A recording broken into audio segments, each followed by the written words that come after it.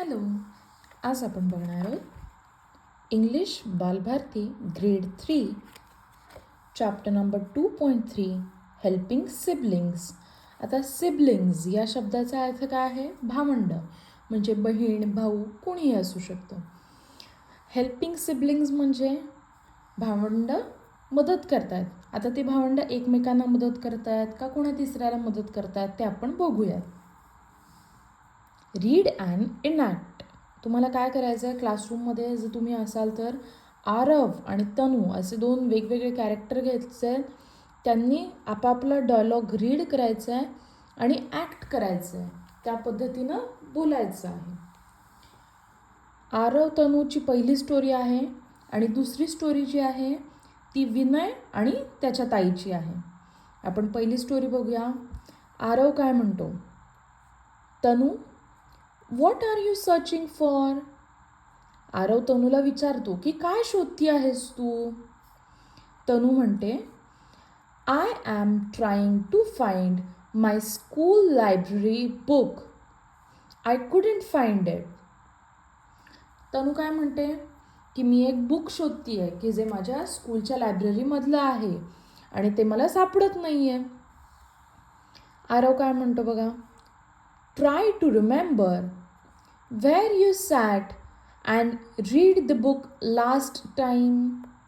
आरव काय म्हणतो की आठव बरं, तू लास्ट टाइम कुठे ते पुस्तक वाचलं होतंस आणि कुठे ठेवलं होतंस, कुठे बसली होतीस त्यावेळेला. तनू काय म्हणते बघा, I sat here in the hall and read the book. Then I don't remember where did I keep. Tanu काय म्हणते की मी हॉलमध्येच वाचत होते पुस्तक, पण मला आठवत नाही आहे की मी आता कुठे ठेवलं आहे ते. आता बघा, मी तुम्हाला सांगते की सॅट हा पास्ट टेन्स आहे, रीड हा सुद्धा पास्ट टेन्स आहे. तुम्हाला ग्रामरसाठी मी एक वेगळे व्हिडिओज बनवेल आणि पाठवेल, तेही बघा. तुम्हाला तुमचं इंग्लिश इम्प्रूव्ह करण्यासाठी, इंग्लिश लँग्वेज इम्प्रूव्ह करण्यासाठी ते यूजफुल राहील. आपण कुठे होतो की तनू काय म्हणते की मी हॉलमध्येच होते बसलेले, मला आठवत नाही मी कुठे ठेवलं आहे बुक. आरव म्हणतो, Tanu, you should keep your things properly.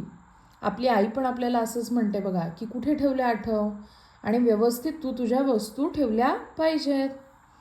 Check it in the drawer. ड्रॉवरमध्ये चेक कर असं म्हणतोय आरव तनूला. I must have kept it there. आपली आई जेव्हा पसारा आवरते तेव्हा वस्तू जागच्या जागी ठेवते. तसंच आरव काय म्हणतोय तनूला की बघ, आईने कदाचित ड्रॉवरमध्ये तुझं बुक ठेवलेलं असेल. तनू जेव्हा बघायला जाते तेव्हा काय म्हणते तनू, या I found it. Thank you Aarav दादा. आता हा आरव दादा आणि ही तनू.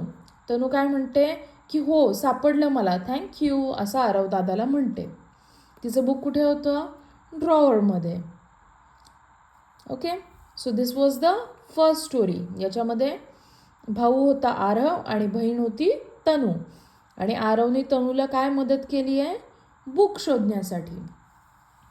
Next, second one, read, enact and understand.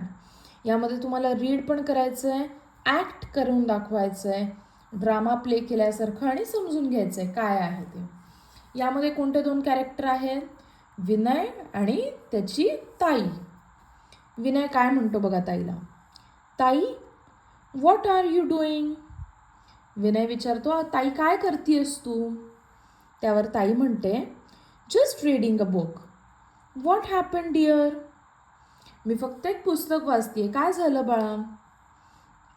Vinay म्हणतो, ताई, next Monday we have elocution competition in our school. For that, I need your help.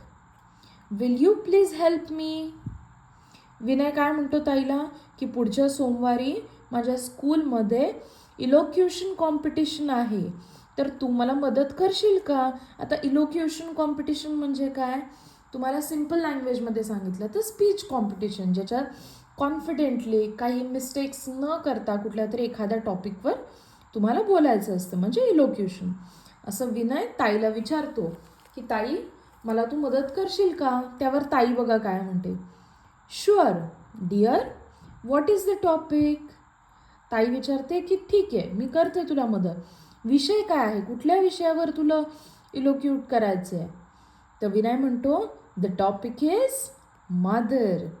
Topic काय आहे, आई हा टॉपिक आहे.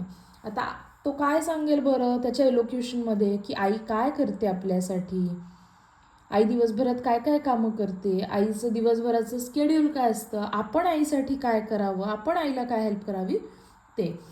पहिल्या स्टोरीमध्ये आरवनी तनूला बुक्स शोधायला मदत केली. सेकंड स्टोरीमध्ये विनयने ताईला हेल्प मागितली आहे इलोक्युशन कॉम्पिटिशनसाठी, ज्याचं टॉपिक आहे mother. Okay, so let us see which is the third thing. Do you help your mother at home. How. तुम्ही तुमच्या आईला मदत करता का घरी आणि कशी मदत करता. See I will tell you how you can answer. याचं उत्तर तुम्ही कसं आणि काय देऊ शकता ते मी तुम्हाला सांगते. Yes, I do help my mother at my home. How. I fold my clothes on my on. Sometimes I wash my dishes. I always wash socks with my hand. I don't litter here and there. म्हणजे इकडे तिकडे मी काही सांडवत नाही, पसारा करत नाही. तर असं तुम्ही याचं उत्तर देऊ शकता. Okay, next fourth, think and guess. तुम्हाला विचार करायचा आहे आणि गेस करायचं आहे, म्हणजे शंका. गेस म्हणजे तुम्हाला काय सांगू आता, गेस करायचं आहे की काय असणार आहे हा word. Who am I. I drink with my roots. मी रूट्सनी पितो. Breathe with my leaves. पानांनी श्वास घेतो. And give you shade in sunny days. आणि तुम्हाला उन्हाळ्याच्या दिवसांमध्ये सावली देतो. असं कोण आहे बरं जे रूट्सनी पाणी पितं, लीव्सनी ब्रेथ करतं आणि सनी डेजमध्ये आपल्याला शेड देतं. असं कोण आहे. Of course, who am I. Tree. TREE. Tree. Tree रूट्सनी पाणी पितात, हवा घेतात पानांनी आणि आपल्याला उन्हाळ्यामध्ये शेड देतात. So this was the chapter 2.3 helping siblings. एकदा मी परत रीड करते. You can see, put your finger on your book and read along with me. Read and enact.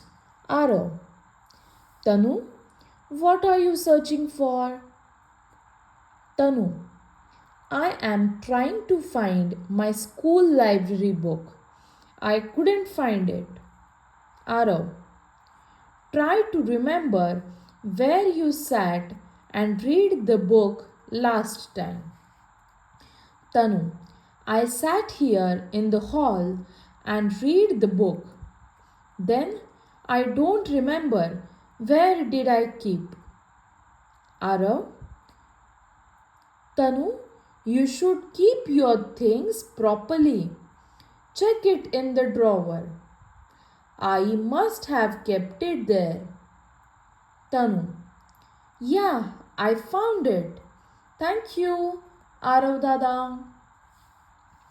Vinay, Tai, what are you doing? Tai, just reading a book. What happened, dear? Vinay, Tai, next Monday we have elocution competition in our school. For that, I need your help. Will you please help me? Tai, sure dear. What is the topic? Vinay, the topic is mother. जर तुम्हाला हे video आवडत असतील तर तुम्ही like करू शकता आणि सबस्क्राईब करू शकता. म्हणजे हे जे काही पूर्ण आपले चॅप्टर्स आहेत इंग्लिश बालभारतीमध्ये आणि ग्रेड 3चे बाकीचेही सब्जेक्ट तुम्हाला या चॅनलवरती मिळून जातील. Thank you so much. Have a nice day.